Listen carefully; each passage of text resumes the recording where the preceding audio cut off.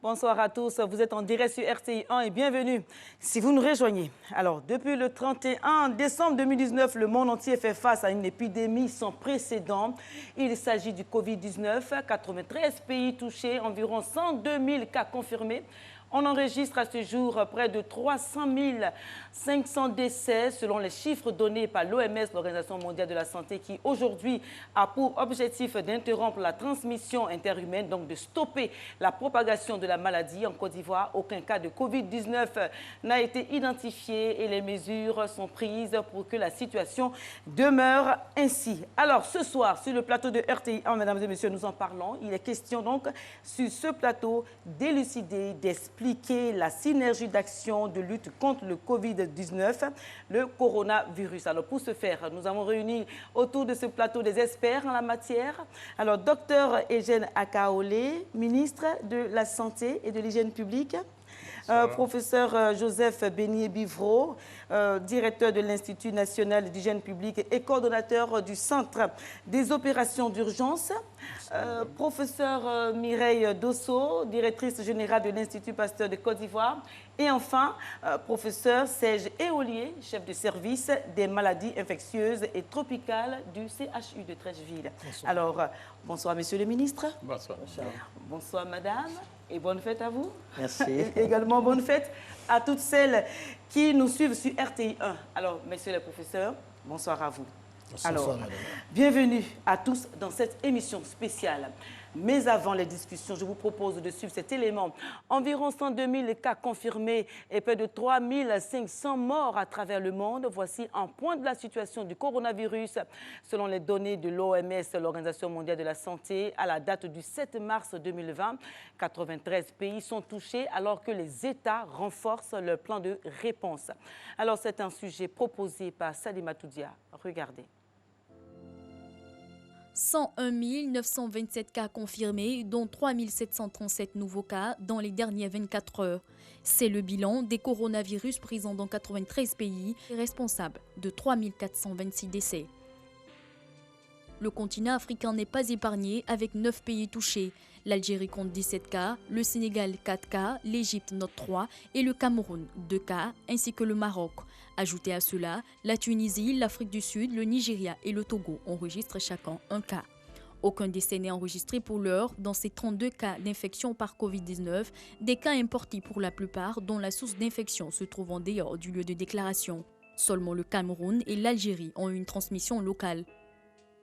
La surveillance mondiale de l'infection humaine par Covid-19 est périodiquement mise à jour lorsque les indicateurs de l'OMS affichent des risques très élevés, autant en Chine, au niveau régional qu'au niveau mondial. Identifier, isoler et soigner les patients à un stade précoce réduit la transmission à partir de la source animale ou encore interrompt la transmission interhumaine, notamment en réduisant les infections secondaires chez les contacts étroits ainsi que chez les travailleurs de la santé, sont entre autres les objectifs stratégiques de l'OMS qui a par ailleurs activé le plan R&D pour accélérer les diagnostics, les vaccins et les traitements. Pour l'heure, c'est avec plusieurs réseaux de chercheurs et d'autres experts que l'OMS travaille pour coordonner les travaux au niveau mondial. Bien, voici donc, messieurs, le point sur l'évolution du coronavirus dans le monde. Alors, le virus se propage rapidement, en cause peut-être les contacts, le trafic entre les hommes, les pays et bien d'autres aspects. Mais il s'agit ici de nous accorder avant tout développement sur le Covid-19. Alors, c'est quoi exactement ce virus? Était-il déjà connu des hommes? On va commencer par vous, monsieur le ministre. On va commencer par les spécialistes. C'est une question d'expert. Non, c'est un nouveau virus qui est apparu. Il n'était pas connu. Il y a d'autres virus de la même famille qui sont connus et qui ont aussi donné des épidémies. C'est le cas du virus du syndrome respiratoire aigu en 2003 et aussi du syndrome d'Arabie Saoudite en 2012. Mais celui-là, il est nouveau. Il est nouveau, il n'a jamais été contracté par un humain? Non, il n'a jamais été contracté par un humain. Et en fait, c'est une situation qui va se reproduire malheureusement dans le temps. Dans ce cas-là, professeur Dosso, d'où vient-il? En fait, il vient du règne animal. C'est un virus de la faune sauvage. Et c'est, disons, plusieurs virus de la faune sauvage qui se sont, disons, recombinés, comme on dit, pour faire maintenant un nouveau virus qui est transmissible à l'homme. Alors, est-ce qu'à ce jour, les scientifiques peuvent nous dire exactement de quelle, je vais dire, vous avez dit de la faune sauvage? Oui. Alors, de quelle espèce? Les pistes qui sont avancées pour l'instant, c'est principalement le pangolin et puis aussi les chauves-souris. Mais il faut dire quand même que les chauves-souris sont des réservoirs de coronavirus en temps normal. Des réservoirs de coronavirus, ça veut dire quoi? Oui, ça veut dire que c'est un virus qui circule normalement chez les chauves-souris et elles ne sont pas malades en temps normal. Elles ne font pas la maladie? Non, elles ne font pas la maladie. Mais c'est la combinaison de plusieurs de ces virus qui peut faire sortir un nouveau virus qui, lui, sera transmissible à l'homme et comme l'homme ne le connaît pas, il fera donc la maladie. Alors, on va faire des précisions également sur le nom de cette maladie, Covid-19. Pourquoi Covid-19? Ça veut dire quoi exactement? Oui. Alors, Covid-19, Co, ça veut dire corona. V, ça veut dire virus. I, infectious. Et puis D, disease 2019. Ça, c'est le nom de la maladie. La maladie s'appelle Covid-19. Mais le virus, lui, s'appelle SARS-CoV-2.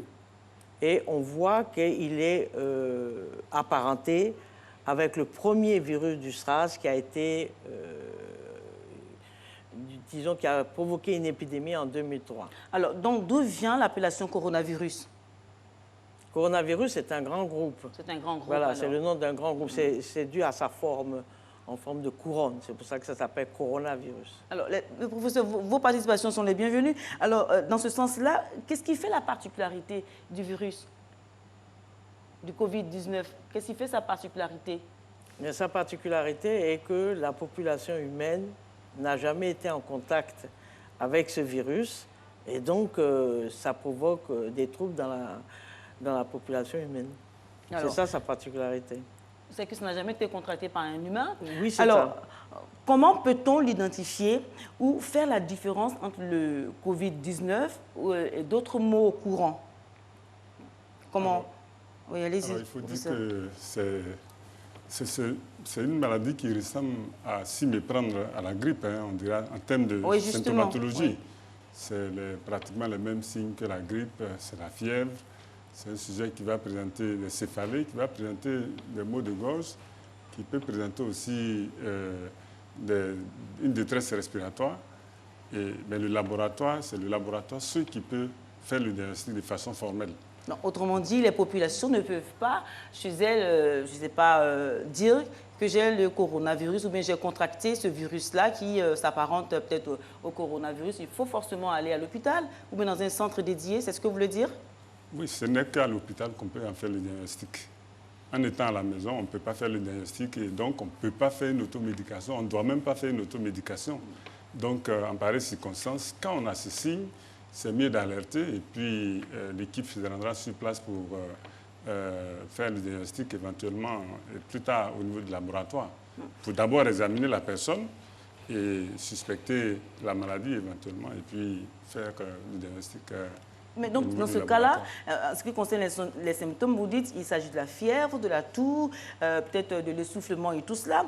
Alors, c'est vraiment commun à certaines maladies que nous contractons sous nos tropiques. Alors, vraiment, comment faire le distinguo pour les populations qui se trouvent peut-être à Man ou à Zonia, ou bien je parle de Tingré-là, comment? Non, mais il y a un élément ici qui est important. Il n'y a pas un élément qui sort du lot? Il y a quand même le lien épidémiologique, ce que nous appelons lien épidémiologique.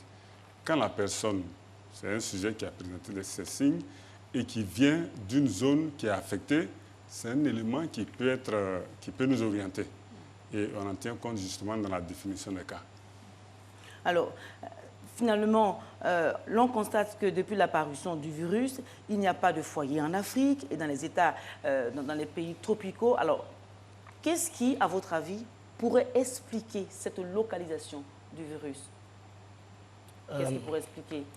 Je pense que déjà, Professeur Beignet vous l'a dit, hein, on est dans des syndromes respiratoires aigus qui se voient dans toutes les maladies respiratoires. Et dans le cas particulier du Covid-19 ou de la grippe, on a toujours besoin du laboratoire, mais il faut que le laboratoire puisse répondre de manière rapide et quantitative aussi à toutes ces demandes. Mais si aujourd'hui tous les syndromes grippaux viennent au laboratoire, on ne pourra pas y répondre. Mais justement. Raison pour laquelle on essaie de faire ce lien épidémiologique en disant vous venez de tel pays, vous avez tel symptôme et on va essayer de faire le diagnostic du laboratoire. Donc je crois que ça c'est un élément essentiel qu'il faut prendre en compte dans la définition du cas. Il y a 93 pays, peut-être que bientôt on ne pourra plus faire de lien épidémiologique. Oui, et ça me permet de revenir à votre question sur l'Afrique. À chaque fois on nous pose cette question, pourquoi l'Afrique n'est pas touchée? La première réponse que je vais vous donner, c'est qu'on ne cache rien en Afrique. On a un système aujourd'hui qui est basé sur des fondamentaux de la surveillance des maladies, en particulier ces maladies respiratoires.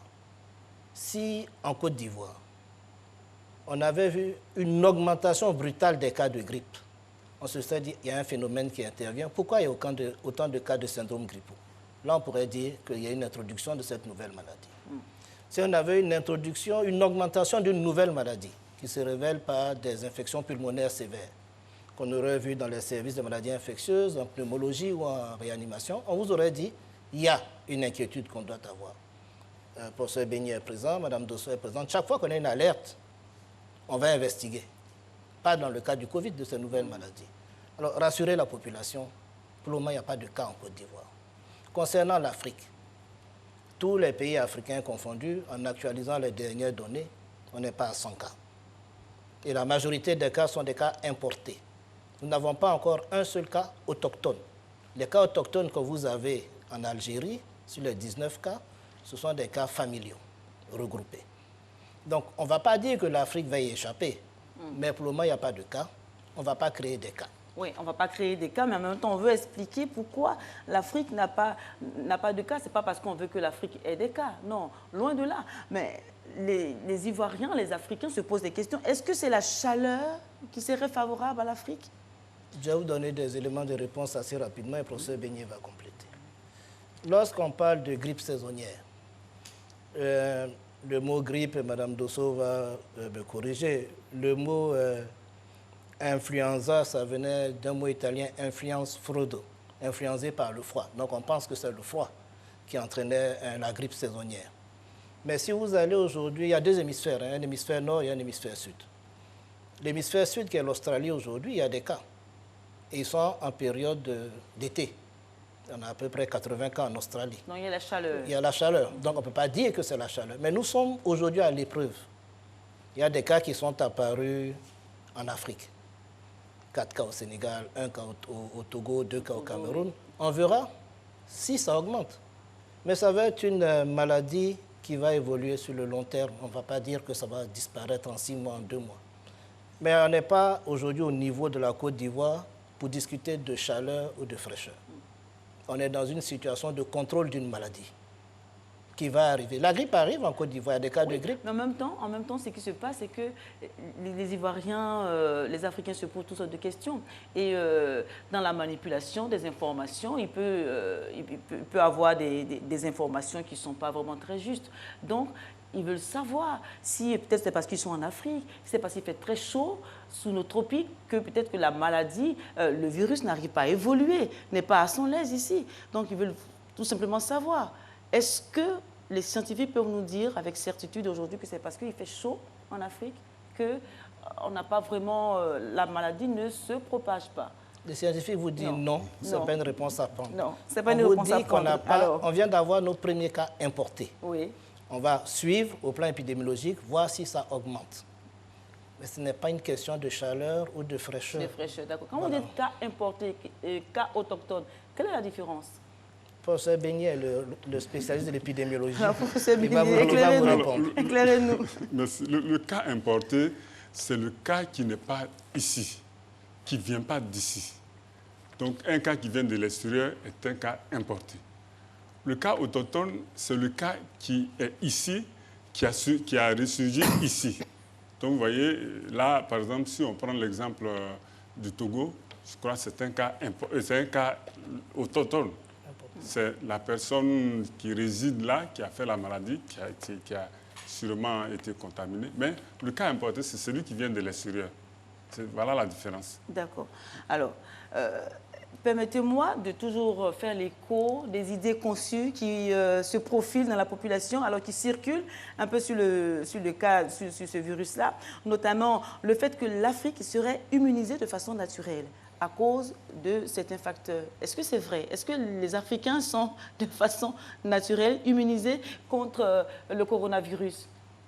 Ce serait une de nos nouvelles spécificités. Vous savez, il faut cesser de penser qu'on est immunisé contre certains facteurs. D'où part cette rumeur? Parce qu'il y a beaucoup de rumeurs et de peurs qu'il faut contrôler. Ce n'est pas du patient camerounais hospitalisé à Wuhan qui est sorti guéri.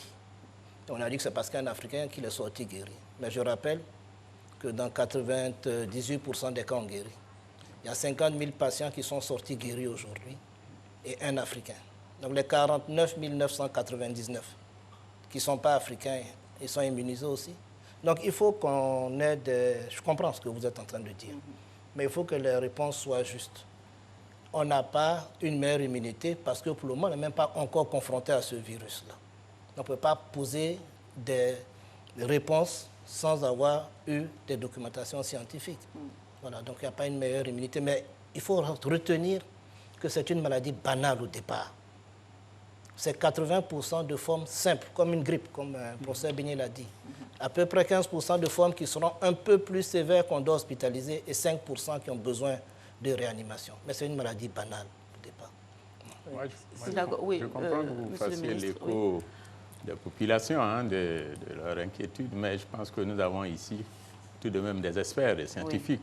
Voilà, donc les scientifiques ne sont pas dans les spéculations. Je crois qu'en l'état actuel des choses, ils ne peuvent pas affirmer que c'est parce qu'il y a plus de chaleur ici. Donc je pense que ça doit pouvoir rassurer nos compatriotes. Alors, est-ce qu'on en guérit définitivement? Oui, bien sûr. Il n'y a pas de possibilité de rechute? Encore une fois, c'est toujours... La science est très particulière.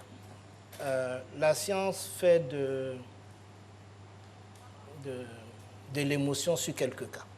Il y a eu 2 cas qui ont rechuté parce qu'on avait déclaré qu'ils étaient guéris virologiquement. Mme Dosso complétera. Et après 2 semaines, on a vu qu'ils avaient rechuté. Mais une fois qu'on est guéri, on est guéri contre cette souche de corona circulante, celle-là actuellement. Mais si l'année prochaine, et j'espère que ça va s'arrêter, mais si l'année prochaine, il y a une autre souche qui circule, on pourra refaire une infection à corona. Ce n'est pas une guérison, une immunité définitive. Comme on dit. Mais dès qu'on est guéri de cette souche, on est guéri. Je pense que Mme Dosso pourra compléter. Professeur Dosso. Merci, c'est exact. Quand on fait une maladie, on est immunisé contre la souche, contre le virus qui vous a infecté. S'il y a un autre virus qui vient, bon... Voilà. Maintenant, je voudrais dire un peu pour compléter, nous n'avons pas eu d'épidémie de Zika. Nous n'avons aussi pas eu d'épidémie pandémique H1N1. C'est la même situation dans laquelle nous sommes. Bien. Alors, dans les statistiques données sur les cas infectés et les décès suite à l'infection due au Covid-19, les adultes sont les plus touchés et les enfants sont épargnés. Alors, qu'est-ce qui pourrait expliquer cette catégorisation? D'accord. Les enfants ne sont pas épargnés. Non, il y a des enfants. Les enfants, je vous donne un exemple simple, très pratique. Vous voyez le bateau qui était isolé au large du Japon. Lorsqu'on a regardé, on a stratifié, les enfants avaient été autant infectés que les adultes, en dessous de 20 ans. Mais les enfants n'expriment pas la maladie. C'est différent. Les enfants peuvent être infectés, mais ne vont pas développer la maladie. Mais c'est connu pratiquement pour toutes les maladies virales. Pourquoi? Les enfants ont une immunité particulière qui fait qu'ils n'expriment pas les maladies plus sévèrement que les adultes. Je vous donne un exemple tout simple. Un enfant fait une rougeole s'il n'a pas de comorbidité, il va faire une rougeole qui ne va pas être très compliquée. Un adulte fait une rougeole, il fera une rougeole compliquée. C'est un problème d'immunité que les enfants ont, mais qu'on ne peut pas vraiment expliquer au jour d'aujourd'hui. Mais ça ne veut pas dire que les enfants ne peuvent pas transmettre la maladie et ne vont pas être infectés. C'est différent. C'est totalement différent. Raison pour laquelle il faut penser à un vaccin. Oui. Voilà, c'est l'essentiel. Et les scientifiques y pensent en ce moment même. Oui, oui. Oui, professeur, vous avez quelque chose à ajouter? Non, avant le vaccin, il faut dire qu'en termes de facteurs de risque, c'est connu que les personnes qui ont plus de la cinquantaine sont plus exposées que d'autres, mais surtout, il y a le fait que chez les personnes qui présentent d'autres pathologies associées, telles que les maladies chroniques, si vous prenez l'hypertension, le diabète ou bien les maladies cardiovasculaires, on s'est rendu compte, et ça a été prouvé, que ces personnes-là font plus de complications que les autres. Donc, ça peut expliquer le fait qu'il y ait plus d'adultes qui sont atteints que des enfants. Mais les enfants ne sont pas épargnés du tout, loin s'en faut. Bien. Alors, voilà, mesdames et messieurs, si vous nous rejoignez, vous êtes en direct sur RTI1. Le Covid-19 retient notre attention afin d'expliquer au mieux tout ce qui concerne cette maladie qui se propage dans le monde. Alors, le Covid-19 est devenu une préoccupation mondiale, malgré le peu de cas enregistrés dans les pays africains. En Côte d'Ivoire, tout le monde en parle. Que pensent donc les populations face à la montée du Covid-19? Alors, suivons ces propos recueillis par Christ Diomandé.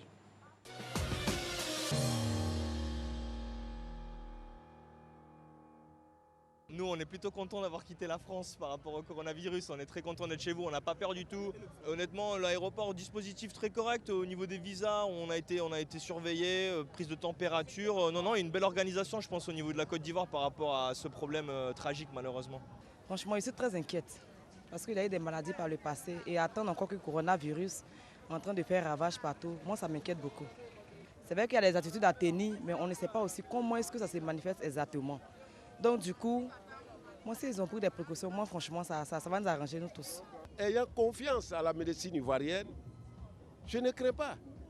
Parce que tout est mis en œuvre. Le gouvernement a tout mis en œuvre. Et les techniciens à la matière sont à pied d'œuvre pour que cette maladie épargne la Côte d'Ivoire.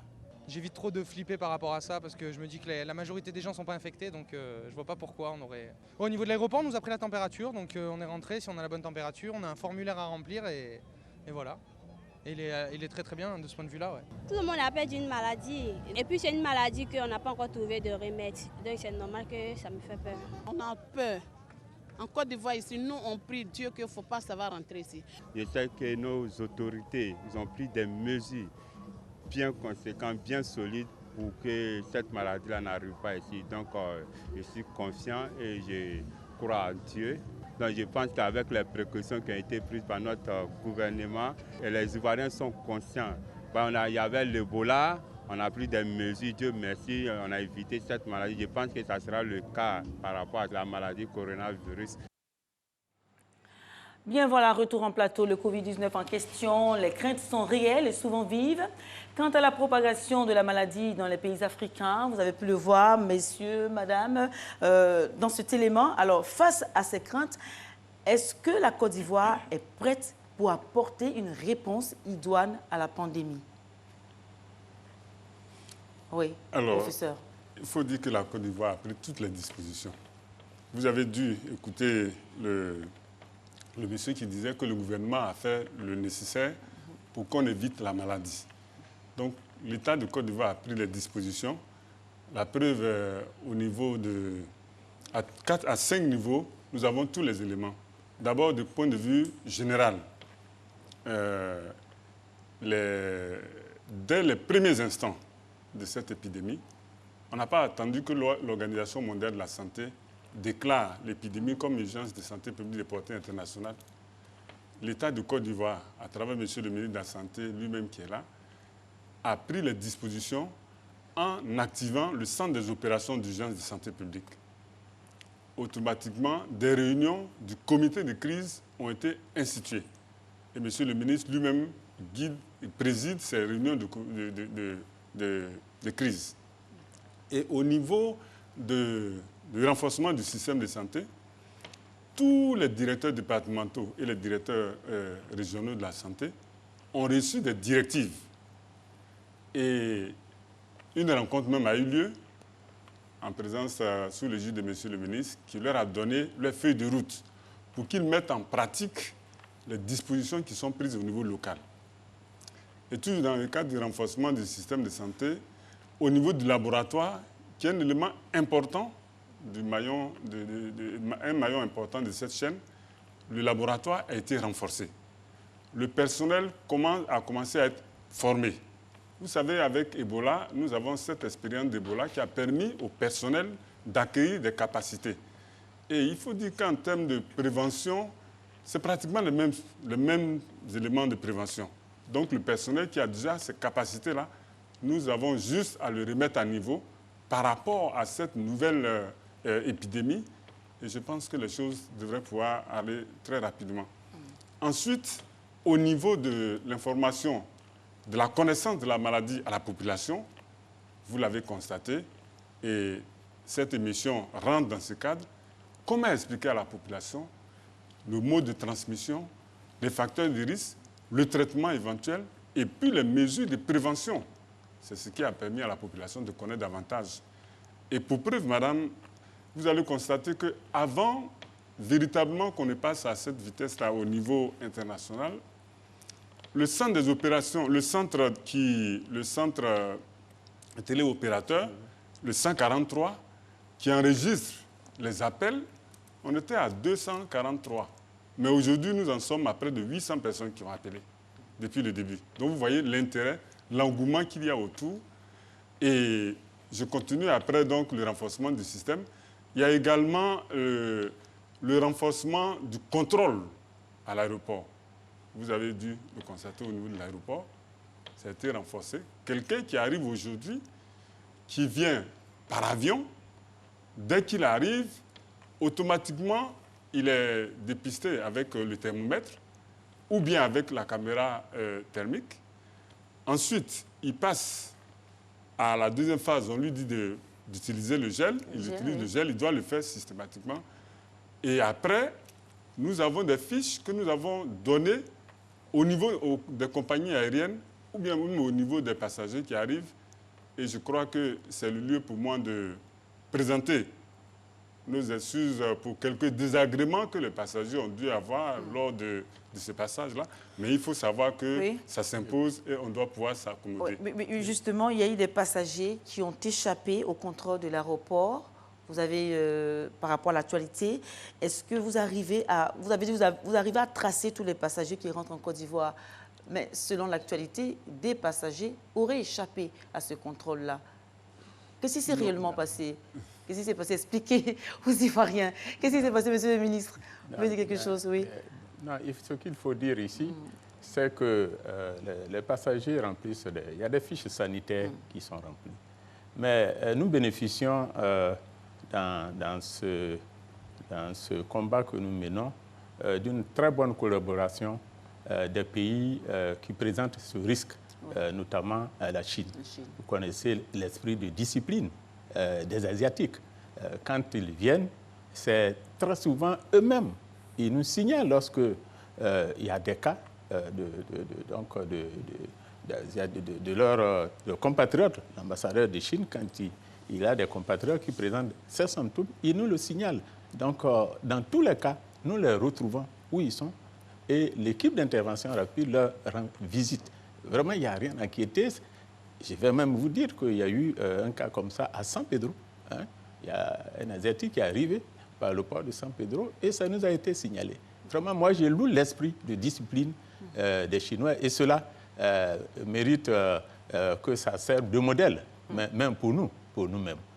Mais je crois que le professeur Béni a parlé du port. Il y a plusieurs portes d'entrée. On a dit que la maladie est importée. Oui, donc, la maladie est importée, il n'y a pas de cas autochtones, comme vous l'avez dit, pour employer vos mots.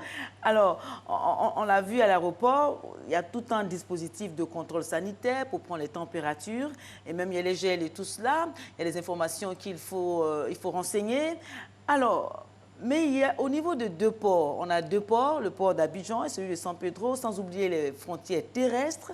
Alors, Noé, tout cela, il y a le nord de la Côte d'Ivoire, il y a des portes d'entrée qui peut-être souvent même échappent, je veux dire, au contrôle douanier. Il y a tout ça. À quel niveau en êtes-vous vraiment pour la mise en place du dispositif à toutes ces entrées-là, ces petites entrées qui peuvent peut-être... Madame, le dispositif est en place à toutes les portes d'entrée. La semaine dernière, le mercredi, nous étions au port, nous sommes montés dans un navire. Et vous savez que s'agissant de bateaux, le contrôle se fait en mer avant que le bateau entre. S'il n'y a pas de cas suspect, le bateau entre. Et je suis allé moi-même au port d'Abidjan pour faire ce texte-là. Le samedi, nous étions à Noé, le directeur général également, de l'Institut national d'hygiène publique. Nous étions à Noé.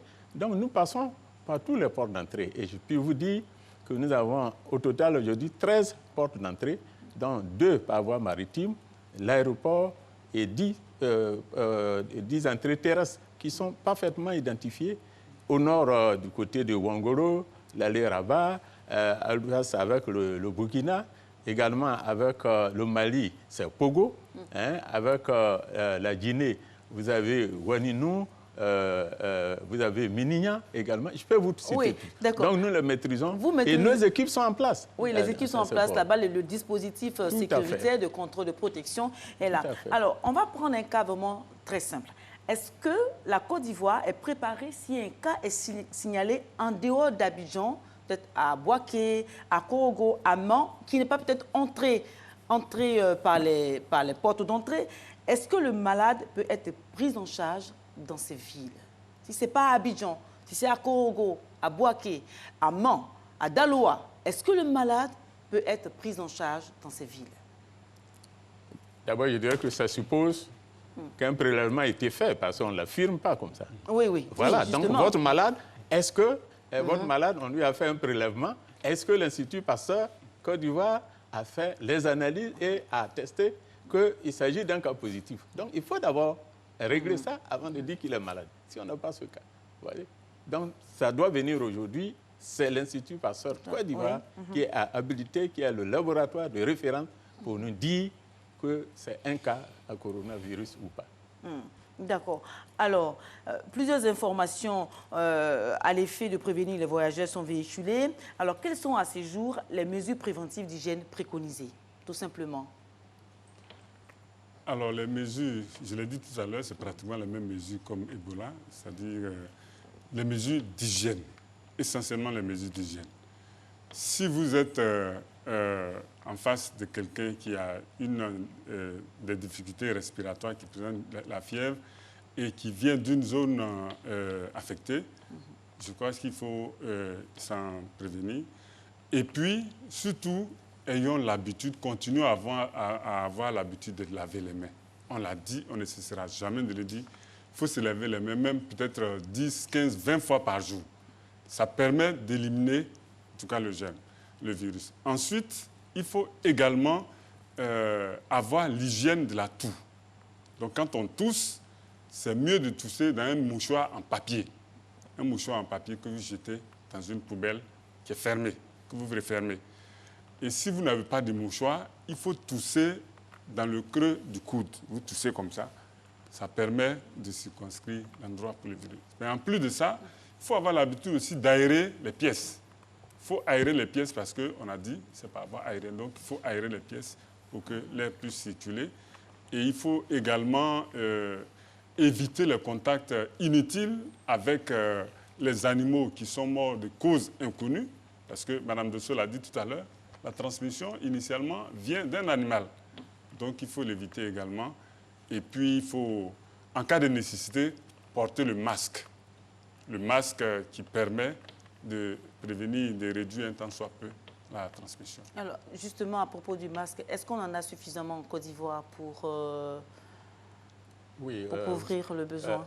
Vous savez que le gouvernement, comme on l'a dit, très tôt, a pris la mesure de cette menace et à débloquer immédiatement les premiers moyens par rapport, disons, au devis d'urgence qui a été présenté, et c'est dans l'ordre de 600 et quelques millions de francs CFA qui a été débloqué immédiatement.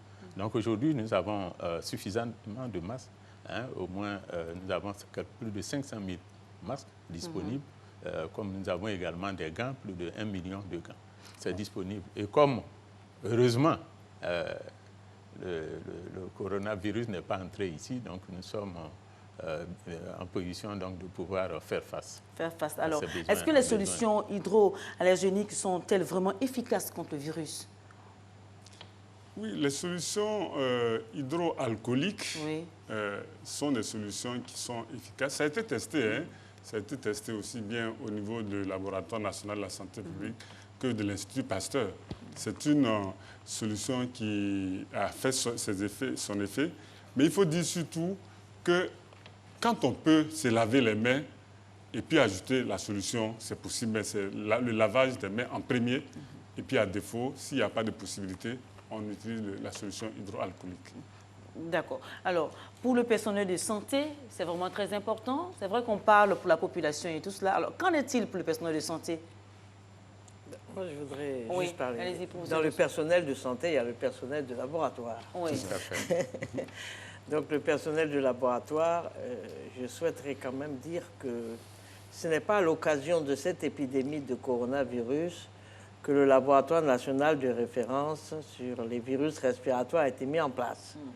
Ce laboratoire, il a été mis en place en 2003.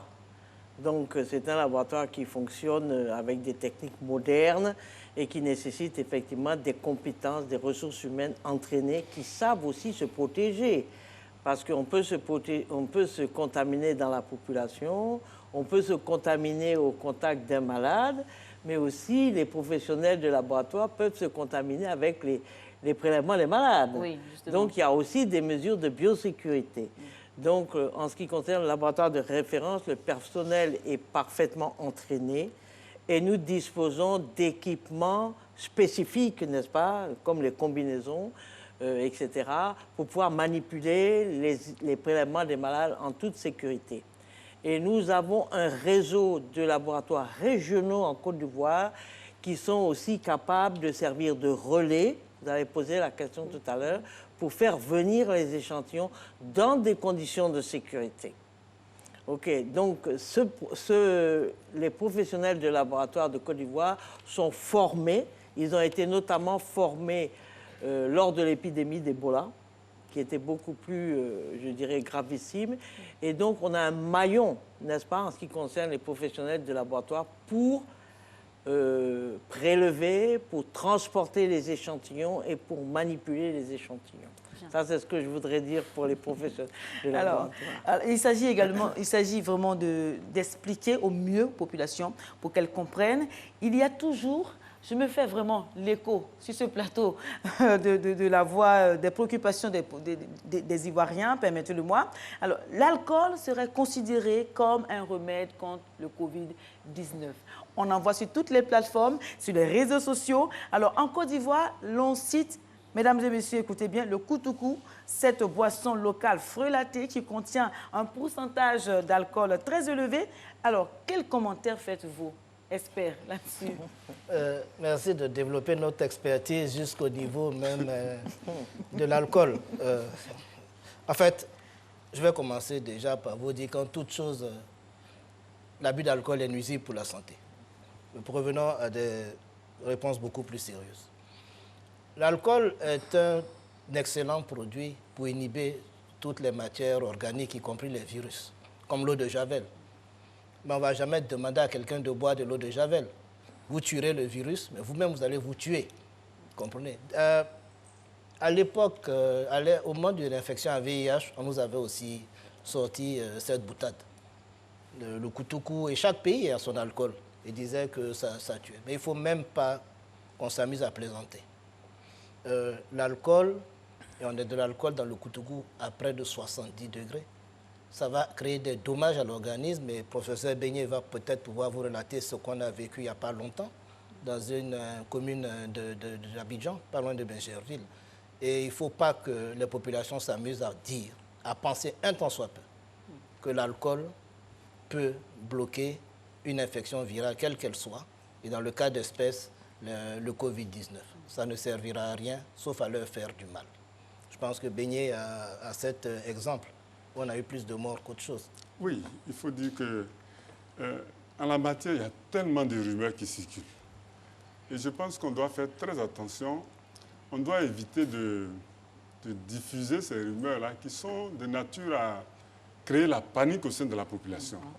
Le professeur Euli l'a dit, tout net, il faut s'en méfier, il faut se méfier de l'alcool. Quand on sait qu'on a vécu deux situations dramatiques en 2019, à Bata, vous vous souvenez, cette intoxication qui a causé une dizaine de morts, justement. Au Koutoukou, justement. Oui. Et ça, c'était en juillet. Et en septembre, il y a eu encore la situation de Angoussé, non loin de Koussou, avec 2 décès.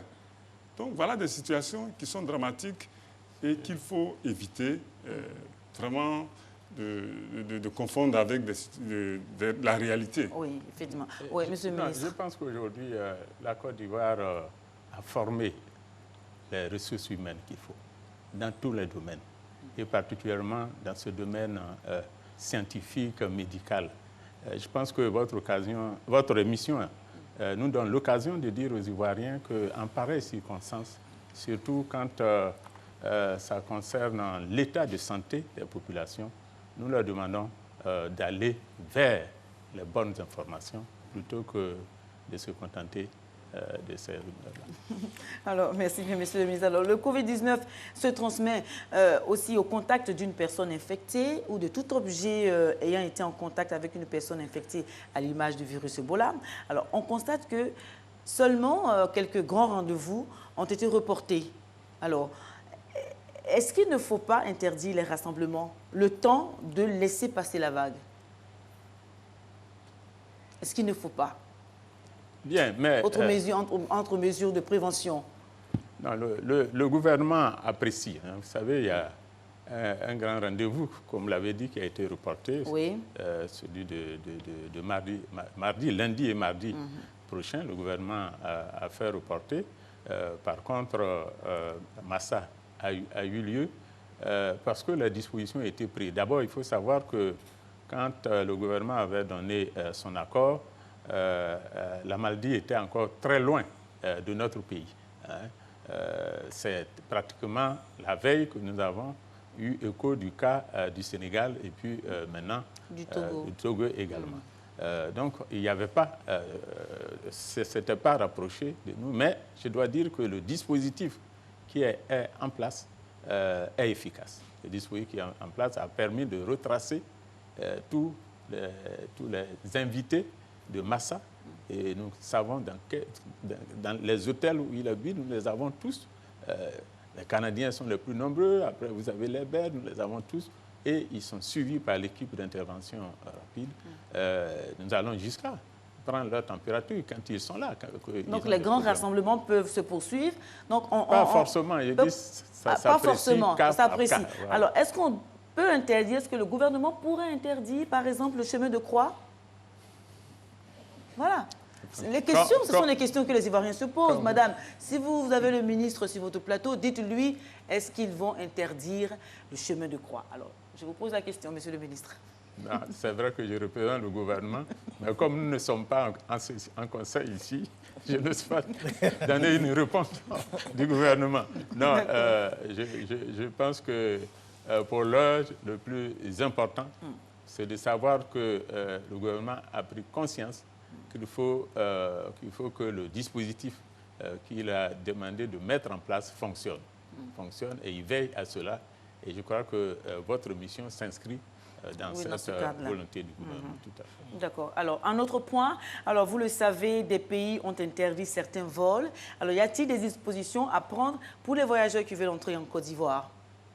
Ils ne sont pas encore en Côte d'Ivoire, ils sont peut-être en Chine, ils sont au Japon, ils sont en France, ils veulent rentrer en Côte d'Ivoire. Est-ce qu'il y a des dispositions particulières qui sont prises dans ce sens-là? Bon, ce qu'il y a, c'est que nous collaborons avec les différents pays, notamment les pays à haut risque. Nous sommes, par exemple, en contact régulier avec notre ambassadeur à Pékin. Tous les jours, pratiquement, nous nous téléphonons et nous envoyons des messages, comme nous sommes en contact également avec l'ambassadeur de Chine en Côte d'Ivoire, de même que l'ambassadeur de Corée en Côte d'Ivoire. Tout ceci pour que nous ayons les bonnes informations et savoir comment manœuvrer pour que notre dispositif ne soit pas mis à défaut. Mais vous savez, après cette menace, nous allons vivre. Vous voyez, la vie ne va pas s'arrêter après cette menace. Donc, toutes les décisions que nous prenons, nous devons faire très attention. Nous devons être prudents, nous devons être vigilants, mais en même temps, nous devons faire en sorte de ne pas créer des situations scandaleuses. Tiens, alors, mesdames et messieurs, vous êtes en direct sur RTI 1. Oui, allez-y. Oui, alors, vous voulez dire quelque chose? Le ministre, je voulais dire que, monsieur le ministre l'a très bien dit, hein, le règlement sanitaire international, qui est un règlement que 196 pays ont signé, qui dit que chaque État doit faire en sorte qu'il ne reçoive pas une maladie de l'extérieur. Non seulement il doit faire en sorte qu'il ne reçoive pas une maladie de l'extérieur, mais qu'il n'en exporte pas. Et le règlement sanitaire international ne demande pas de restrictions, ni de restrictions pour les voyageurs, ni de restrictions pour la circulation des biens. Donc, en cela, la Côte d'Ivoire est dans cette logique. Et monsieur le ministre l'a dit très clairement. Tiens, alors, donc je le disais, vous êtes en direct sur RTI 1 et vous suivez l'édition spéciale consacrée au Covid-19 connu sous le nom de coronavirus. Alors, tous les pays du monde préparent ces réponses en Côte d'Ivoire. Aucun cas de Covid-19 n'a été encore enregistré. Alors, des numéros verts sont disponibles, 143 et le 101, pour signaler tout cas qui vous semble correspondre aux symptômes du Covid-19. Ces numéros sont fonctionnels et gratuits. Alors, à l'instar des autres pays, la Côte d'Ivoire prépare donc ses réponses à la maladie, des tournées aux frontières pour un contrôle du dispositif sanitaire ont eu lieu à l'aéroport Félix Houphouët-Boigny, au poste frontalier de Noé, dans le sud du pays, en passant par le port d'Abidjan. Alors, le ministre de la Santé a multiplié les visites de terrain pour s'assurer des mesures prises par l'État afin d'éviter l'entrée du Covid-19 en Côte d'Ivoire. Alors, suivons cet élément proposé par Salima Toudia. C'est un vol comme tout autre qui atterrit sur le tarmac de l'aéroport Félix Houphouët-Boigny d'Abidjan. Seulement, celui-ci est considéré comme un vol à risque. Il provient d'un pays touché par le coronavirus. Les passagers se soumettent au dispositif de contrôle sanitaire mis en place par les autorités pour éviter tout cas de contamination. Gel hydroalcoolique, contrôle à pistolet thermique ou caméra thermique détecteur, le système d'alerte est activé. Un contrôle qui se fait sur l'œil vigilant du ministre de la Santé et de l'Hygiène publique.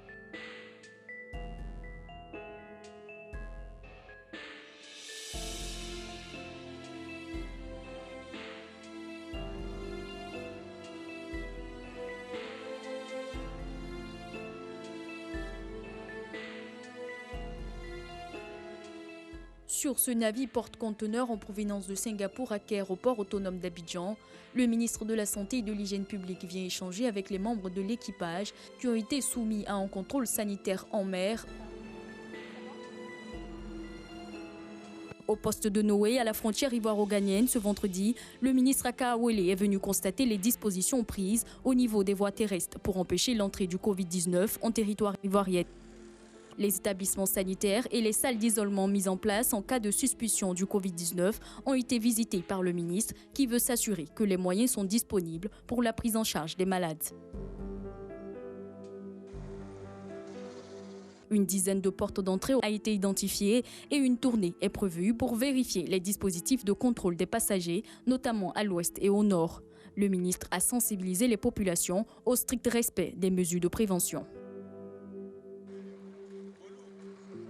Voilà, c'était le point du contrôle sur le terrain. Cela s'inscrit dans le cadre des activités menées par l'État ivoirien pour contrer le Covid-19. Alors, mesdames et messieurs, en Côte d'Ivoire, aucun cas de Covid-19 n'a été identifié. Des numéros verts sont disponibles, le 143 et le 101, pour signaler tout cas qui vous semble correspondre aux symptômes du Covid-19. Ces numéros sont donc fonctionnels et gratuits. Alors, dans ce reportage que vous avez pu voir, parmi les mesures citées, il y a la surveillance épidémiologique avec le dispositif de contrôle des passagers qui a été mis en place aux différentes frontières. Alors, en quoi cela consiste exactement? Est-ce que vous pouvez développer pour que les Ivoiriens comprennent de quoi il s'agit exactement? Ah oui, professeur. Alors, le dispositif, je l'ai dit tout à l'heure au niveau de l'aéroport, c'est de faire en sorte que tout passager qui arrive systématiquement soit screené, c'est-à-dire soit dépisté, qu'on prenne sa température, parce que la température, c'est un élément important. Vous savez, la fièvre fait partie des signes importants de cette maladie. Donc, on vérifie sa température. Ensuite, on lui demande d'utiliser le gel. Et après le gel, on lui demande de déposer la fiche et de partir. Mais ce que nous avons mis en place, que le ministère a mis en place au niveau de l'aéroport, plus particulièrement, quand le passager arrive, il y a deux cas de figure. Le premier cas de figure, c'est un passager qui n'a pas présenté de fièvre et qui a fait le circuit normal, qui est parti chez lui à la maison. Mais du fait qu'il vient d'un pays à risque, automatiquement, il est identifié et il est suivi. Chez lui à la maison, on lui conseille de prendre la température 2 fois par jour. Et on l'appelle régulièrement. Et si jamais il présente un signe, on lui demande d'appeler au numéro que vous avez donné tout à l'heure. Et automatiquement, une équipe se rend chez lui pour aller l'examiner et puis surtout pour faire un prélèvement. Et là, il y a deux cas de figure. Si le prélèvement est négatif, il n'y a pas de problème. On le suit pendant les 14 jours. Mais si le prélèvement est positif, automatiquement, on le prend avec une ambulance médicalisée, avec le SAMU, qui s'occupe de ce volet-là au niveau des équipes d'intervention rapide. Et il est envoyé au service des maladies infectieuses pour une meilleure surveillance et pour une prise en charge correcte. Ça, c'est le premier cas de figure. Le deuxième cas de figure, dès qu'il arrive à l'aéroport, il présente la fièvre. Et c'est sûr que les caméras thermiques vont se déclencher. Et quand les caméras se déclenchent, on vérifie à plusieurs reprises. Mais la particularité de la Côte d'Ivoire, c'est qu'on vérifie à 2 reprises, avec la caméra à balayage et après avec le pistolet à infrarouge. Donc, s'il y a une concordance avec les deux, ça montre vraiment que la personne a une hyperthermie. On la met de côté et c'est l'ambulance du SAMU qui vient la chercher pour l'envoyer, comme on est à l'aéroport, pour l'envoyer au niveau de la cellule pandémique. Le temps qu'on l'examine, qu'on fasse le prélèvement et on attend les résultats. Dans les 4 heures, on a les résultats et si le résultat est négatif, évidemment, on libère la personne, elle va chez elle à la maison, mais on continue de la surveiller pendant les 14 jours avec une prise de température. On ne sait pas encore si oui, on ne sait pas, puisque la période d'incubation, c'est 14 jours. 14 jours, oui. Voilà. Alors, si le résultat est positif, ça revient au même cas de figure que j'ai dit tout à l'heure. On l'envoie au service des maladies infectieuses où des salles d'isolement sont prévues avec une équipe qualifiée pour la prendre en charge de cette personne. Bien, ça c'est le cas de l'aéroport, n'est-ce pas? Alors, on va prendre le cas des frontières terrestres. Comment ça se passe concrètement? Alors, au niveau des frontières terrestres, c'est la même chose. Quand les cars arrivent, on fait descendre les passagers, on vérifie la température systématiquement. Et on leur demande aux passagers d'utiliser le gel et de faire même le lavage des mains. On a des dispositifs qui sont à ces frontières-là, que ce soit à l'Aléraba, que ce soit à Pogo, que ce soit à Noé, on a tous ces dispositifs. Et si la personne est positive, nous avons des zones d'isolement. Là-bas, sur le site? En tout cas, sur le site et puis au niveau de l'hôpital. Monsieur le ministre, la dernière fois, a demandé aux directeurs départementaux et directeurs régionaux de clairement identifier les sites au niveau des structures qui pourraient accueillir des éventuels cas. Donc, toutes ces dispositions sont prises. Et il y a un service qui sera dédié à ça, qui est dédié à ça, je dirais. D'accord. Alors, une autre question. C'est vrai que toutes les portes d'entrée, comme vous l'avez si bien dit, sont filtrées, sont équipées de ce dispositif-là. S'il arrivait que qu'une personne contracte le virus et elle est chez elle à la maison, c'est vrai, il y a les numéros verts et tout cela, mais le temps, oui, le temps qu'on réagisse et tout ça, cette personne-là aurait peut-être déjà pu contaminer toute la famille. Est-ce que cette éventualité-là est, je vais dire, est analysée par vos services? C'est les cas concrets. Oui, merci beaucoup de nous mettre en exercice. Oui, en exercice. En voilà. exercice, c'est une excellente chose qu'on n'a pas pour le moment. Oui. D'abord, on revient à ce qu'on dit. Pour qu'un cas soit confirmé, il faut que l'Institut Pasteur ait reçu le prélèvement.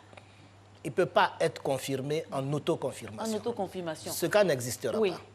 Mais quand il n'est pas confirmé en autoconfirmation, mais toute la famille, on veut savoir, c'est vrai qu'ils vont appeler le numéro vert pour vous appeler, mais le temps qu'on vous appelle, toute la famille est peut-être déjà... Je comprends ce que vous voulez dire. C'est-à-dire, vous voulez dire que c'est un cas qu'on a dépisté, mais qui avait eu le temps d'être en contact avec sa famille. C'est bien ça. Puisqu'on a 2 semaines d'incubation. Très bien.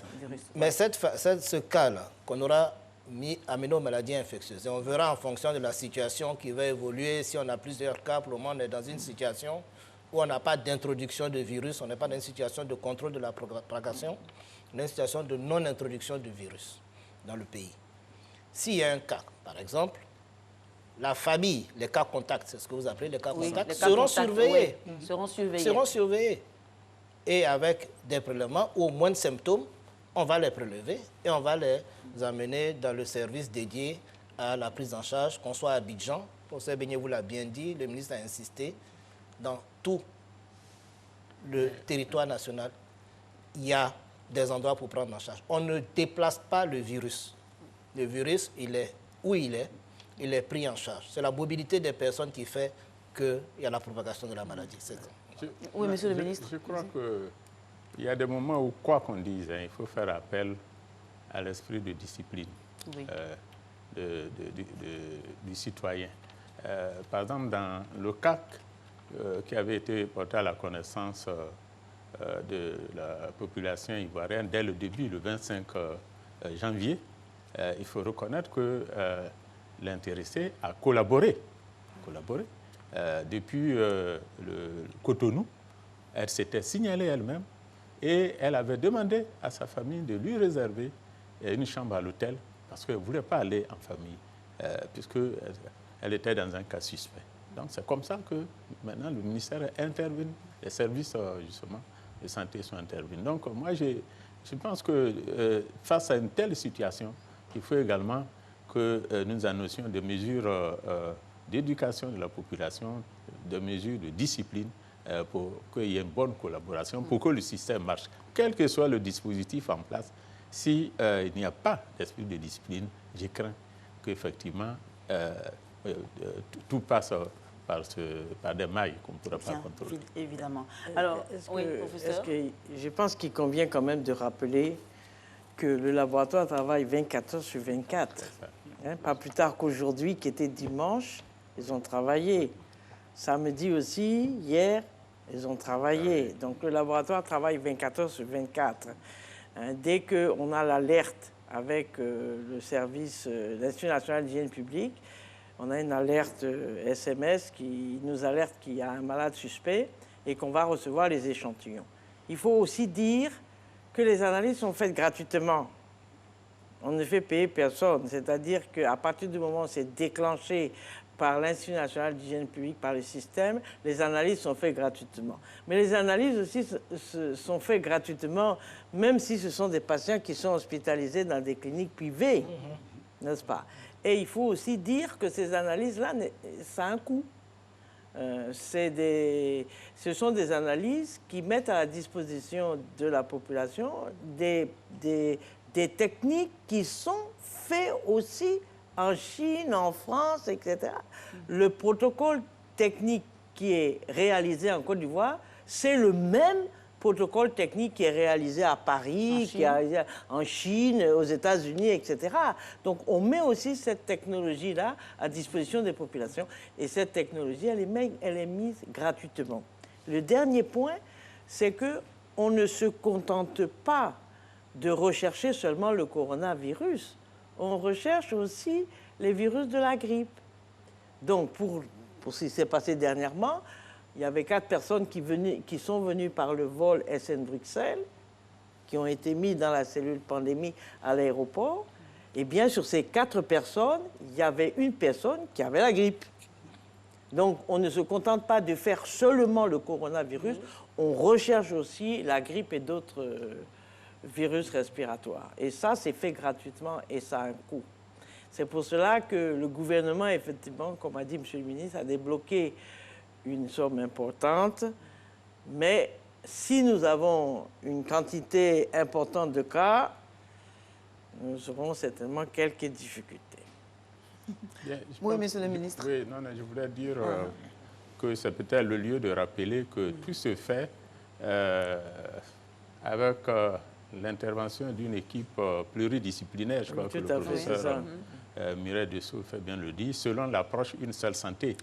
Donc il n'y a pas que le ministère de la Santé seul. Vous avez le ministère des Ressources animales, et bien sûr le ministère de l'Enseignement supérieur et de la Recherche scientifique. Donc tout ça mobilisé, je crois que et on arrive maintenant à la synergie d'action. Alors, donc, il y a une convergence des actions posées conjointement par le ministère de la Santé, par le Centre des opérations d'urgence publique, par aussi l'Institut. Alors, comment se fait, je vais dire, toute cette méthode de travail-là pour que la machine soit huilée, pour que les équipes soient prêtes au point d'intervenir à temps? Oui, professeur Vraud. Alors, il faut dire que, monsieur le ministre a dit, le concept One Santé, One Health ou une seule santé, crée cette synergie.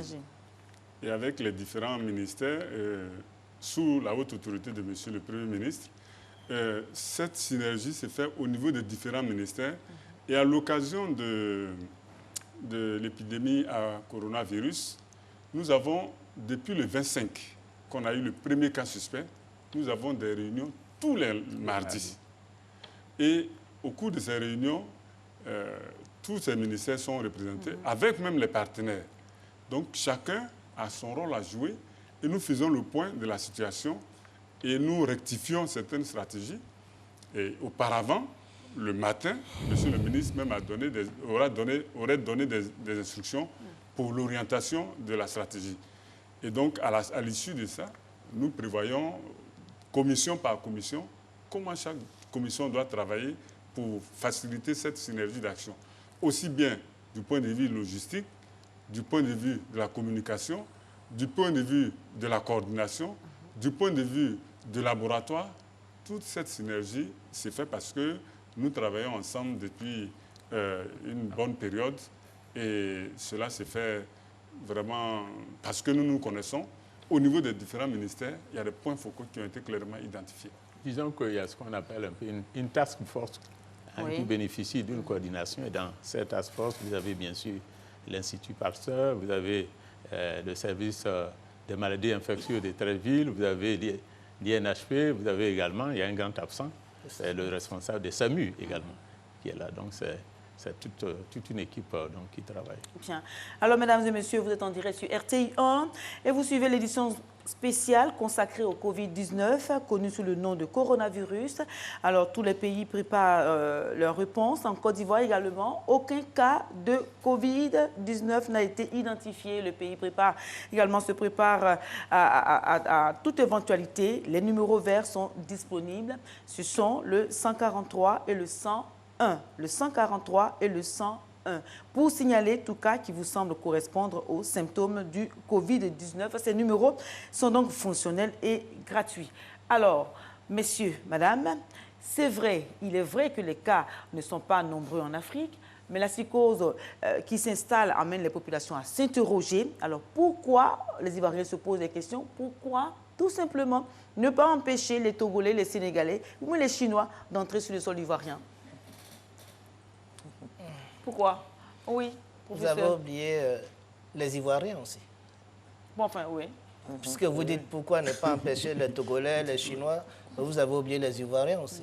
Donc pourquoi ne pas empêcher tout le monde d'entrer sur le sol ivoirien?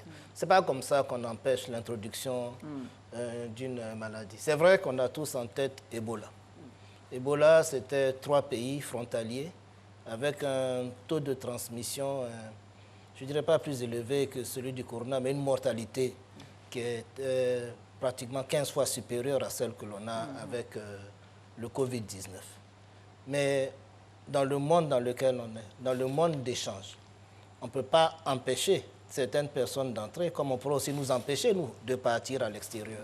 Je crois que ce n'est pas la bonne approche. La bonne approche, c'est de développer des mesures de prévention, des mesures de protection, des mesures de contrôle qui font qu'on va éviter qu'il y ait une introduction de Covid-19 en Côte d'Ivoire. Et même si, par extraordinaire, il y a un cas, on va contrôler. Je peux me permettre de dire ici qu'on va contrôler, il n'y aura pas plus de cas que ça. Voilà. À ce niveau-là, soyez rassurés. Je crois que le ministre l'a dit tout à l'heure, il y a des fondamentaux. On n'a qu'à chaque fois, ça existe depuis, Mme Dousso l'a dit, Zika, Ebola. La dernière fois, on a eu une épidémie à l'intérieur du pays, on réactive. Et dès qu'on nous dit qu'on réactive, la task force se met en place.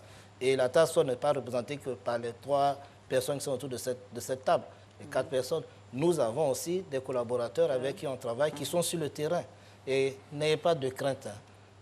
Il n'y aura peut-être pas de Covid, mais même s'il y a un cas, ça ne va pas avoir la propagation que vous voyez à travers la presse. Je dirais que ce n'est même pas ivoirien que de refuser de recevoir des frères. Monsieur le ministre, ce sont les Ivoiriens qui se posent ces genre de questions. Oui, non. J'ai dit, mais pourquoi? Je dis, ce comportement n'est pas ivoirien. La Côte d'Ivoire demeurera toujours un pays d'hospitalité. Alors, donc, que dit donc... C'est pour ça qu'on prend les dispositions pour éviter justement que la maladie pénètre. Bien. Alors, que dit la coordination sous-régionale à ce sujet? J'espère que... C'est vrai qu'il y a une plateforme nationale, mais il y a aussi, face à cette pandémie-là, une plateforme sous-régionale, régionale en Afrique. Alors, comment se fait la collaboration?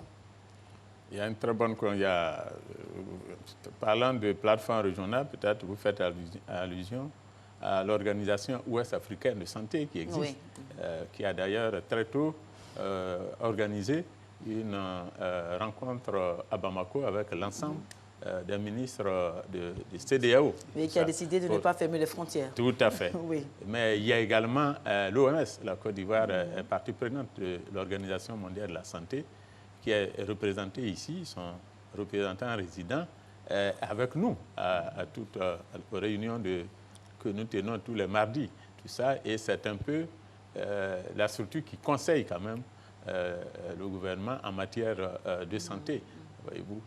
Donc il y a une excellente collaboration qui fait que je pense qu'il faut capitaliser tout ce qu'on peut nous apporter pour aller à l'essentiel, voilà, et éviter de s'engouffrer. Est-ce qu'il y a des réunions qui se tiennent? Il y a des partages d'informations sur des cas, sur des passagers et tout cela? Oui, professeur Vro.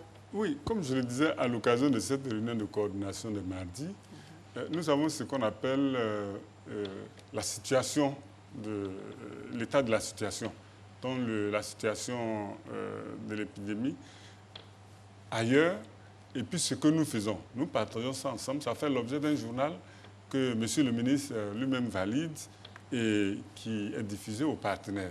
Donc, c'est à partir de ces informations que tout le monde est vraiment au même niveau d'information. Et je dois dire que tout ça fait l'objet d'une note adressée régulièrement à M. le Premier ministre, qui valide et ensuite au Conseil des ministres. Donc, c'est une affaire qui est suivie au plus haut niveau, voyez-vous. Donc, je puis dire que la population peut être rassurée. Oui, professeur Dousso. Je voulais juste compléter par rapport aux collaborations au niveau de la région ouest africaine. L'Organisation ouest africaine de la santé a mis les laboratoires nationaux en réseau. Donc, ce qui permet vraiment de faire circuler les informations. Mais il faut quand même dire, dans ce cas particulier d'épidémie à coronavirus, le premier cas date depuis début décembre, mais 4 semaines plus tard, nous avons eu tous les protocoles, justement, pour pouvoir faire les tests. Et c'est un formidable réseautage international qui a permis d'avoir très rapidement tous les protocoles et tous les réactifs pour faire les premiers tests. Et donc, il y a vraiment une solidarité, non seulement régionale, mais il y a eu une solidarité mondiale pour faire accéder les pays, justement, au diagnostic de laboratoire. Et progressivement, l'OMS fait la liste des laboratoires au niveau du continent africain qui ont la capacité de faire ce diagnostic-là. Donc, vraiment, dans cette épidémie-là, il y a eu une formidable collaboration, en tout cas en ce qui concerne les tests de laboratoire. Alors, Monsieur le ministre, alors, ça a dû coûter quelque chose quand même à la Côte d'Ivoire pour pouvoir se préparer et tout ça pour donner une réponse équivalente à ce virus-là, à ce que le virus n'entre pas en Côte d'Ivoire et tout cela. Ça a coûté combien, tout ça? D'abord, il y a eu très tôt, nous avions fait un budget d'urgence, mais à ce jour, nous avons un plan de riposte contre le Covid-19 que nous avons estimé à 4 milliards, 400 et quelques millions.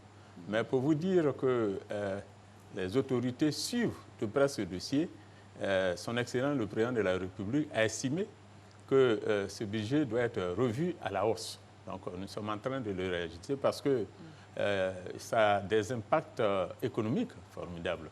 L'économie du pays va prendre un coup et même la Banque mondiale également. Et je pense que c'est le sens des instructions que le Président de la République nous a données.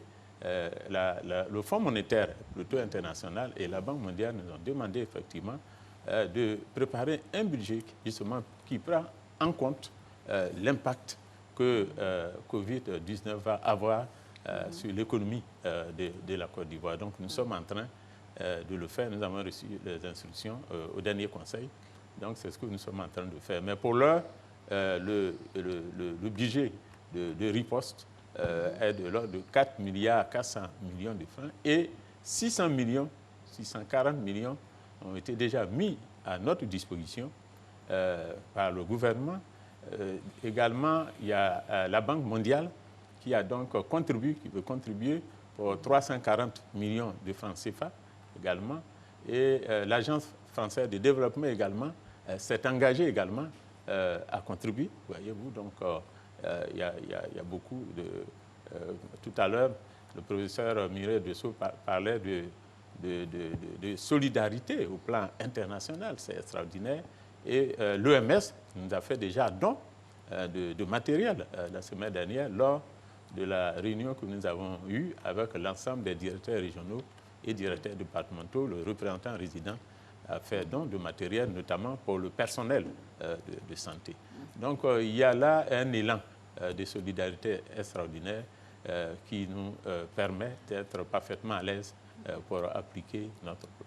Alors, Monsieur le ministre, nous allons parler d'un moment à l'autre des retombées économiques de cette situation de coronavirus. Mais avant, est-ce que ce n'est pas le moyen là de pouvoir peut-être saisir cette occasion pour peut-être équiper les hôpitaux et tout cela? Est-ce que c'est vraiment c'est le côté peut-être positif? Non, je pense que la Côte d'Ivoire n'a pas attendu le coronavirus pour équiper. En matière de riposte contre le coronavirus, c'est ce que je veux dire. Tout à fait, c'est ce que nous faisons. Tous ces moyens qui sont mis à notre disposition, et même avant, j'ai dit déjà, des équipements sont déjà mis à la disposition des équipes d'intervention rapide. Ça a été dit tout à l'heure par le directeur général de l'Institut national d'hygiène publique. Donc, c'est fait, mais on va renforcer. Puisque la menace est là. Au moment où on dotait les centres des premiers équipements, la menace était encore loin de nous, mais maintenant, ça vient à la porte c'est au niveau de l'Afrique subsaharienne, donc nous nous préparons à le faire. Alors, et je vous ai dit tantôt que le président estime que 4 milliards et quelques, c'est peu. C'est peu, il faut revoir le budget. Voilà.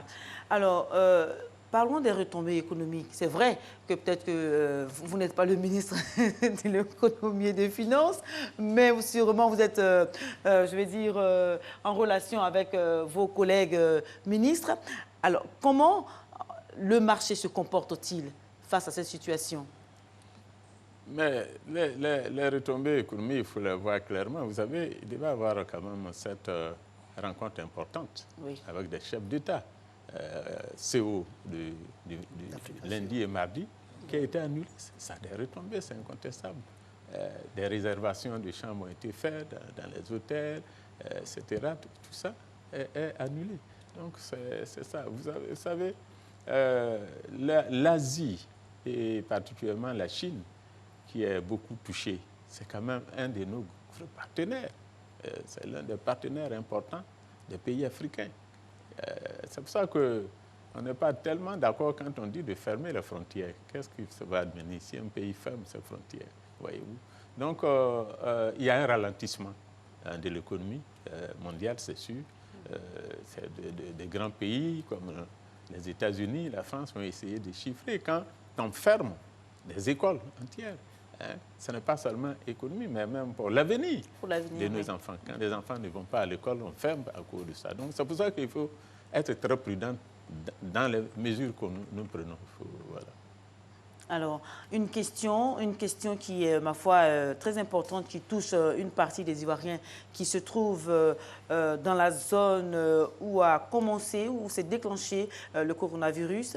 Alors, une centaine d'étudiants ivoiriens, dès le début de la pandémie, ont été assistés à Wuhan, en Chine. Voilà, Wuhan, en Chine, c'est la ville où le coronavirus est déclenché, l'épicentre même de la crise sanitaire.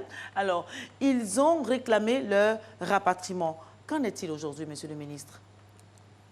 Ils sont encore là-bas, Dieu merci. Il n'y a pas de cas de contamination de ces jeunes. Le gouvernement a apporté l'appui qu'il faut. Et ils sont surveillés étroitement par notre ambassade, notre ambassadeur. Nous avons un ambassadeur de Sceaux qui est vraiment très, très, très actif. Et tous les matins, vous savez, avec le décalage horaire, tous les matins à 7 h, moi, je suis en contact avec notre ambassadeur et certainement le ministre des Affaires étrangères également. Pour le moment, ils sont en sécurité. Je sais où vous voulez en venir, leur dire de venir. Est-ce que c'est la solution? Non.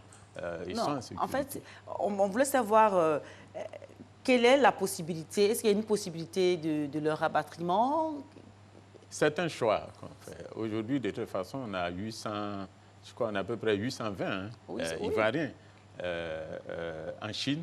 Le gouvernement n'a pas fait le choix de rapatrier les étudiants qui sont là-bas et leur apporte assistance, le secours qu'il faut, l'appui qu'il faut pour leur permettre de tenir.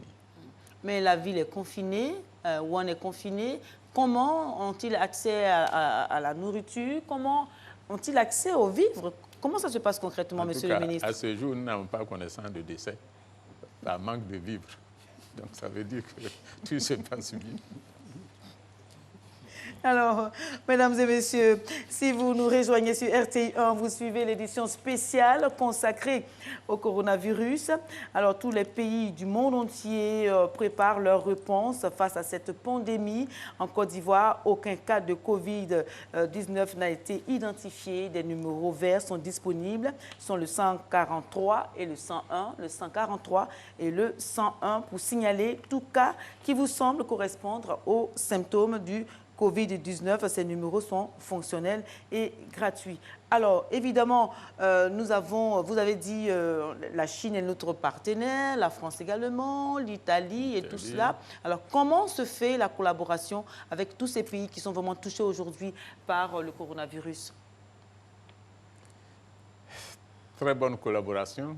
Je pense qu'au risque de me répéter, personnellement, au nom du gouvernement, et au nom du ministère de la Santé et des Hygiène publique, nous sommes en contact permanent, aussi bien avec les représentants de la Côte d'Ivoire dans ces pays qu'avec les représentants de ce pays en Côte d'Ivoire. Je vais vous dire qu'il y a, par exemple, 4 jours, j'ai dû passer près de 2 heures chez l'ambassadeur de Corée, ici, en Côte d'Ivoire, et nuitamment, je crois, de 21h à 23h, nous sommes restés ensemble pour qu'il m'explique comment ça se passe en Corée. Parce que vous savez que la Corée a été beaucoup touchée parce qu'il y a l'esprit de secte là-bas, qui fait que lorsque ça rentre dans une communauté, ça peut aller très très vite parce que la communauté refuse de vivre de façon isolée. Tout ça. Donc les contacts sont bons. Ça fait partie justement des mesures qui sont prises au niveau du ministère de la Santé. Les contacts sont très, très, très bons avec les différents. Bien. Alors, professeur Joseph Beignet-Bivreau, alors nous sommes pratiquement à la fin de l'émission. Est-ce qu'on peut revenir encore sur les dispositions à prendre pour sensibiliser les populations, pour vraiment en appeler à leur responsabilité et tout cela? Oui, pour revenir aux mesures, les mesures que le gouvernement recommande aux populations, c'est des mesures d'hygiène, je l'ai dit tout à l'heure. Il faut avoir l'habitude de se laver régulièrement les mains, à l'eau et au savon. Tout contact, si toute la journée, ou bien vous avez eu à saluer beaucoup de personnes, il faut vous laver les mains. Si vous arrivez chez vous à la maison le soir, après le travail, il faut vous laver les mains. Si vous arrivez au bureau, il faut vous laver la main. Il faut avoir l'habitude de laver les mains régulièrement et utiliser le gel éventuellement. Ensuite, il faut observer l'hygiène de la toux. Il faut tousser dans un mouchoir en papier, si vous en avez. Et quand vous finissez de tousser ou bien d'éternuer, il faut mettre ce papier dans la poubelle. Et si vous n'avez pas de mouchoir en papier, vous pouvez tousser dans le creux du coude. Et cela permet, en tout cas, de prévenir, de circonscrire la charge virale. Et puis, en cas de contact avec une personne qui est à risque, ou bien dans une situation de risque, il faut porter les bavettes. Il faut porter les masques, ce qu'on appelle les masques. Il faut porter les masques. Et puis, il faut aussi nettoyer. Si vous êtes au laboratoire, il faut nettoyer la paillasse. Si vous êtes à l'hôpital, il faut nettoyer régulièrement les paillasses de soins. Il faut aussi, devant un malade à risque, il faut porter également les masques. Ça, c'est des mesures qu'on doit pouvoir observer. Mais il ne faut pas non plus porter les masques à tout bout de champ. Il ne faut pas le faire pour le plaisir ou bien pour faire peur aux gens. Je pense qu'il faut le faire en cas de nécessité. Vous voyez, par exemple, en pareille circonstance au laboratoire, on ne peut pas se passer de masque. Il faut absolument le faire. Donc voilà des situations dans lesquelles il faut prendre ces dispositions. Et il faut surtout, Monsieur le ministre l'a dit, il faut respecter les règles. Quand on demande d'observer telle ou telle mesure, il faut l'observer. C'est à ce seul prix-là. Mais si on ne respecte pas les mesures, c'est sûr qu'on va s'exposer à la maladie. Donc il faut vraiment être observant des différentes mesures que l'État de Côte d'Ivoire préconise. Bien, nous sommes pratiquement à la fin de l'émission. Vous avez quelque chose à ajouter avant que Monsieur le ministre termine? Bien, voilà, ouais, Monsieur le ministre, nous sommes vraiment à la fin de cette émission. Aujourd'hui, le Covid-19 est une menace mondiale.